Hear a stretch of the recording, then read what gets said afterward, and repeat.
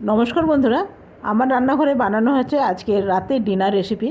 এক এক সময় দেখবেন ভাত রুটি কিছুই খেতে ভালো লাগে না, বা রুটি যদিও বা হয়েছে তরকারিটা এরকম তরকারি হয়েছে, সেই তরকারি দিয়ে রুটি খেতে ভালো লাগছে না। সেই ক্ষেত্রে আপনারা এরকম করে বানিয়ে নেবেন, দেখবেন খাওয়ার ইচ্ছাটা আরও বেড়ে উঠবে। আমার বাড়িতে কোনো সবজি নেই, সেই জন্য দিয়ে দিলাম এখানে পেঁয়াজ।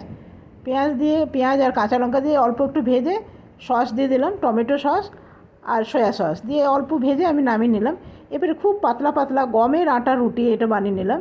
দেখুন একদম রুটির মতন। কিন্তু আপনাদেরও যদি কখনো এরকমভাবে ভাত রুটি খেতে ইচ্ছা করছে না, বা রুটির সাথে যে তরকারিটা হয়েছে সেটাকে যদি খেতে ইচ্ছে না হয়, এইভাবে বানিয়ে দেখবেন, খাওয়ার ইচ্ছেটাও আরও বেড়ে যাবে আর খেতেও ভালো লাগবে।